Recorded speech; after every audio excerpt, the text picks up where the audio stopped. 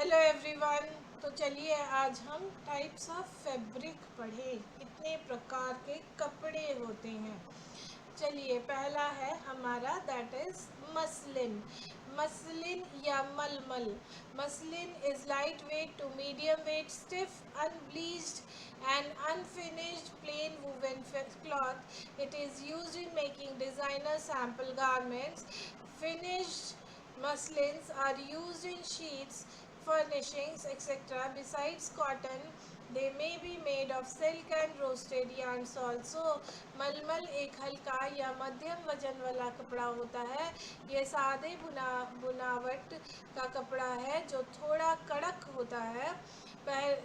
अपने मूल या कच्चे रूप में या बिना ब्लीच किया हुआ और बिना फिनिशिंग वाला होता है। फैशन डिज़ाइनर नई कपड़ों की फिटिंग, कटिंग और डिज़ाइनिंग का ट्रायल बनाने के लिए सबसे पहले मलमल के कपड़े पर ही सैंपल तैयार करते हैं। ट्रायल क्या होता है? बेसिकली वो एक सैंपल होता है जो फैशन डिज़ाइनर्स क्रिएट करते हैं जब जब होल सेलर्स उनके पास डिमांड लेकर आते हैं ना, तो क्या होता है कि वो यही सैम्पल्स दिखाते हैं और फिर उनमें से सिलेक्ट करके होल सेलर्स ऑर्डर देते हैं और फिर हम मैन्युफैक्चर मतलब उसको बनाते हैं उस कपड़े को। नेक्स्ट चलिए पढ़ते हैं दैट इज पॉपलिन। पॉपलिन आप लोगों ने सुना होगा। Poplin is a medium plain weave fabric having finer warp and thick weft. Its main characteristic is that it looks like having rib effect or in a weft direction. A considerable amount of moisturized cotton goes in making poplins. All poplins are finished and calendared. It is used in making petticoats, pajamas, blouse, etc. Typically, the number of ends and picks are 48 by 24 पर centimetre. Poplin एक मध्यम वजन वाला सादे बुनावट का कपड़ा होता है। इसमें बारीक ताने वाले लंबाई के धागे और मोटे बाने का उपयोग किया जाता है। इसकी सबसे बड़ी खासियत है कि इसके बाने की दिशा में एक उभरी हुई धारी या रिब जैसा प्रभाव दिखाई देता है। पॉपलिन को बनाने में काफ़ी अच्छी मात्रा में मर्सराइज कॉटन इस्तेमाल किया जाता है। बाज़ार में आने वाला सभी पॉपलिन कपड़ों को अच्छी तरह से फिनिश और कैलेंडर यानी कि मशीनों द्वारा भारी दबाव से प्रेस किया जाता है, जिससे इसमें एक स्मूथ फिनिश आती है। आमतौर पर इसमें प्रति सेंटीमीटर ताने और बाने के धागों की संख्या 48:24 होती है। नेक्स्ट देखिए ऑर्गेंडी। ऑर्गेंडी एक कड़ा सा कपड़ा होता है जो कि ट्रांसपेरेंट होता है। अब देखिए ये नीचे हाथ दिख रहा है। Organdy is a lightweight, crisp, sheer, shining white cotton fabric which is produced by using fine warp and weft yarn. It is given a special chemical finish. It is used in making dress material. Organdy एक बहुत ही हल्का, कड़क और पारदर्शी या झीना सूती कपड़ा है। यह कपड़ा चमकदार सफ़ेद रंगत लिए हुए होता है। इसे बनाने के लिए बहुत ही बारीक या पतले ताने और बाने के धागों का उपयोग किया जाता है। इस कपड़े को उसकी खास कड़क कड़कड़ाहट और पारदर्शिता देने के लिए एक विशेष रासायनिक फिनिश दी जाती है। तो चलिए नेक्स्ट हम कपड़ा पढ़ें that is cambric. Cambric is a soft, smooth, closely woven fabric which is given a finish on the upper surface of the fabric to give a glazed effect. It is used in making dress materials, children dresses, table linens, etc. Typically, it has 38 ends per centimeter and 32 picks per centimeter. ठीक है। Cambric एक बहुत ही मुलायम, चिकना और घनी बुनाई वाला कपड़ा होता है। चमकदार फिनिश। इस कपड़े को ऊपरी सतह पर एक विशेष प्रकार की फिनिशिंग दी जाती है जिससे इसके एक हल्की चमक या चमकीला प्रभाव आता है। आमतौर पर इसमें प्रति सेंटीमीटर ताने और बाने के धागों की संख्या काफ़ी घनी होती है, जिसमें लगभग 38 एंड्स पर सेंटीमीटर मतलब ताने के धागे होते हैं, और 32 पिक्स पर सेंटीमीटर यानी कि बाने के धागे होते हैं। नेक्स्ट कपड़ा हम पढ़ते हैं, that is गिंघम। गिंघम is a medium और light weight plane fabric, woven fabric to open texture, having different colored warps and webs. They vary in qualities according to the yarn used, fastness of color, weaves and weight.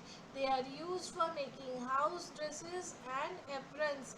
गिंघम एक मध्यम से हल्के वजन वाला सादे बुनावट का कपड़ा होता है। इसकी बनावट थोड़ी खुली या जालीदार होती है। रंग बिरंगे धागे होते हैं इसमें। इस कपड़े की मुख्य पहचान ये है कि इसे बनाने में अलग अलग रंगों के ताने और बाने का उपयोग किया जाता है। इस वजह से इस पर आमतौर पर चेक या डिब्बों वाला पैटर्न बनता है। गिंघम की क्वालिटी इस्तेमाल किए गए धागे, रंग के पक्केपन, बुनाई के तरीके और इसके वजन के आधार पर अलग अलग हो सकती है। तो ये देखिए, ये आपका गिंघम है जो हम एप्रन्स के लिए यूज़ करते हैं। चलिए, यहाँ पर मैं कहना चाहूँगी कि आपको अगर मेरे वीडियोस अच्छे लगते हैं तो उन्हें शेयर कीजिए, लाइक कीजिए। मैं यहाँ पर उन्हीं फैब्रिक्स को डिस्कस कर रही हूँ जो आपके अलग अलग एग्ज़ाम्स में पूछे गए हैं। बेसिकली देखिए, आप पूरे सिलेबस को अगर देखिएगा तो सिलेबस बहुत बड़ा है। अगर आप पूरी नॉलेज को प्राप्त करने जाइएगा तो वो बहुत ज़्यादा समय लगेगा। किसी भी एग्ज़ाम को क्वालिफाई करने के लिए आपको स्मार्ट स्टडी करना होता है। मतलब स्मार्ट स्टडी मतलब आपको उन टॉपिक्स का पता होना चाहिए जिस टॉपिक को पढ़कर आप एग्ज़ाम क्वालिफाई कर सकें, और उस कोई मुश्किल टॉपिक को कैसे पढ़ना है ये यहाँ पर डिस्कस किया जाता है। ठीक है, तो 2 प्रश्नों का उत्तर अगर बच्चों को मिल जाए कि क्या क्या पढ़ ले कि ये एग्ज़ाम क्वालिफाई हो जाए, और कैसे पढ़ ले कि ये मुश्किल टॉपिक मेरे समझ आ जाए, इन 2 चीज़ों को अगर क्लियर कर दिया जाए तो कोई भी एग्ज़ाम क्वालिफाई करना मुश्किल नहीं है। मैं 2011 से ये एग्ज़ाम पर काम कर रही हूँ। यहाँ कोचिंग चलती है गोरखपुर में, और इन्हीं 2 प्रश्नों का डेली मैं आंसर्स देती हूँ।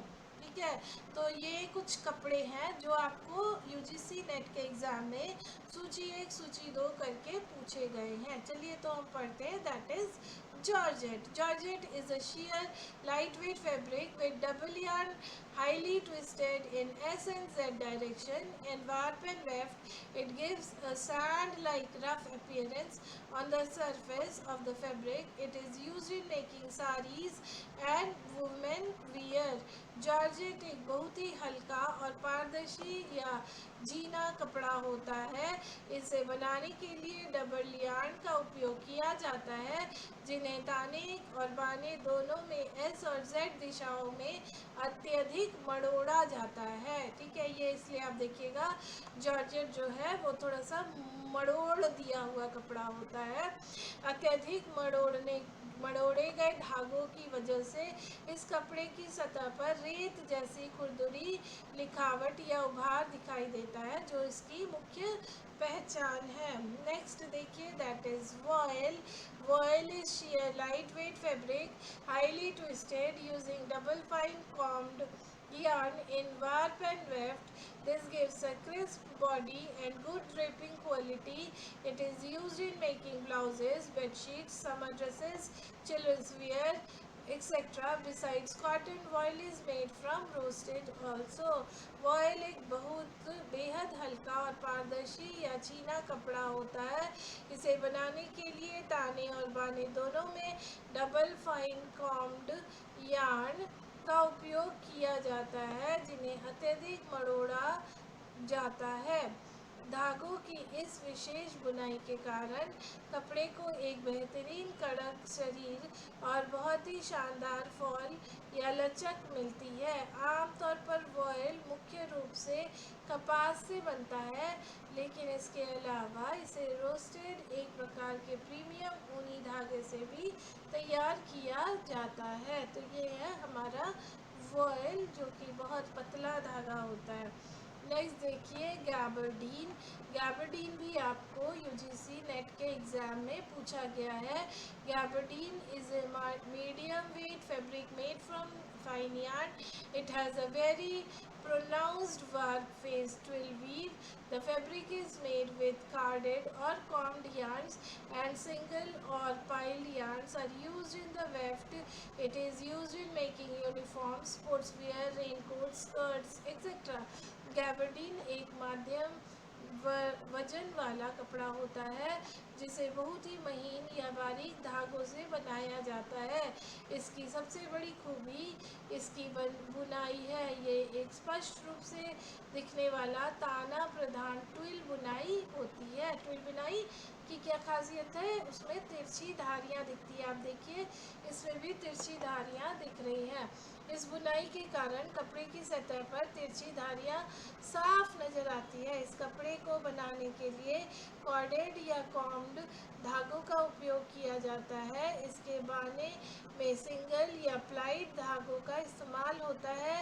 यह बुनाई इसे काफ़ी मजबूत और टिकाऊ बनाती है। तो नेक्स्ट हम पढ़े that is drill. Drill is densely woven medium wait durable fabric. The fabric is sized, calendared and mercerized to give a very compact, dense look. This fabric is called khaki when dyed in khaki color. Some cloths made of drill include workshop cloths, sneakers, shorts, ओवरऑल्स etcetera. Drill एक बहुत ही घनी बुनाई वाला मध्यम वजन का और अत्यधिक टिकाऊ व मजबूत कपड़ा होता है। इस कपड़े को बहुत अत्यधिक सघन और गफ लुक देने के लिए इसे साइड कैलेंडर्ड और मर्सराइज किया जाता है।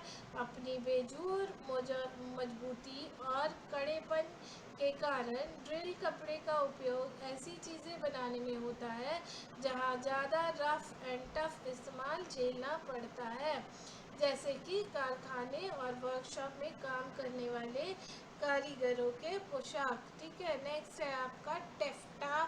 Taffeta is a crisp, smooth, tightly woven fabric made from silk और synthetic fibres like polyester and nylon, known for its signature rustling sound and excellent shape retention. It is widely used in evening wear, bridal gowns, lining and home decor. इसे मुख्य रूप से रेशम या synthetic ratio जैसे कि polyester और nylon से बनाया जाता है. इस कपड़े की सबसे अनोखी पहचान इसकी सनसराहट या खड़खड़ाहट की आवाज़ है, जिसे तकनीकी भाषा में स्कूप कहा जाता है.